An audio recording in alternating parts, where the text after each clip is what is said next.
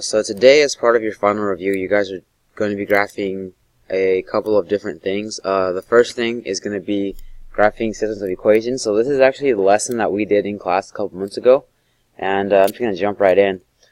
For the warm-up that day, the first two questions that I asked were really crucial. The first one being, what is y-intercept form? So y equals mx plus b is the answer to that, and we use this to graph. Now, the next question was, does anyone remember what this looks like, or, what those things are supposed to represent? So m is the slope, and b is the y-intercept. So the y-intercept is a point on the graph, and the slope is basically what you use to find the next point, and you can draw a line. So I had you guys actually also write down how you would graph using the y-intercept form. So one was graph the y-intercept. So that always comes as a coordinate, 0 and some number. Because we have 0 as our first coordinate and then a number as the second one, this ensures that we have a y-intercept and that intersects the y-axis. Now step 2 was use your point and then count to the next coordinate. So that way you can find your second point and then you draw a line through them. So jumping into an example, this is the first example we did on that day. I'm hoping you guys still have the graph paper, but highly doubt that.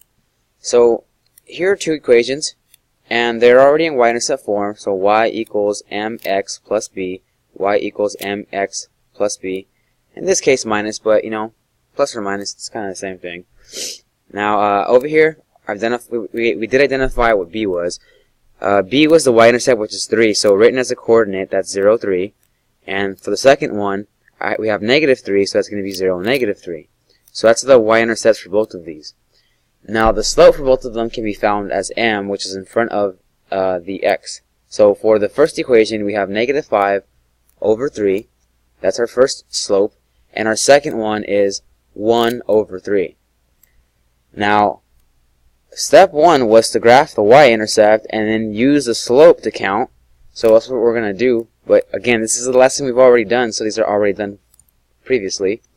So the first one was 0, 3. So if you look on here, this green point right here is supposed to be 0, 3. If you count 1, 2, 3, that's the first coordinate.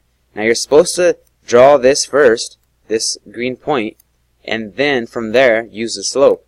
Now the slope for this equation was negative 5 over 3. Because it's negative 5, you have to go down 5 and then to the right 3.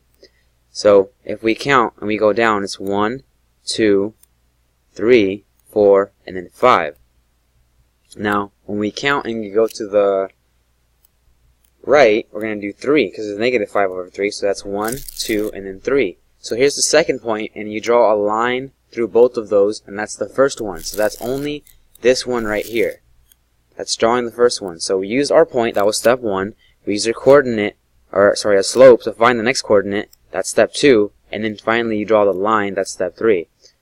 Now for the next one, we have negative 3 and 1 over 3 as our slope. So if we begin with negative 3 as our y-intercept, you start at the origin, 1, 2, 3, that's the negative version. So that's my first coordinate, that's my y-intercept. And then you use the slope to find the next one. You count 1, because 1 is the rise, and the run is 3, so that's 1, 2, 3. Then you draw a line through that, and that's basically it. To find the answer, you find the intersection of both of the lines. In this case, it happens to be 3, negative 2. If you follow the steps, it's pretty simple. Just you identify your y-intercept, your slope, and then use those to graph.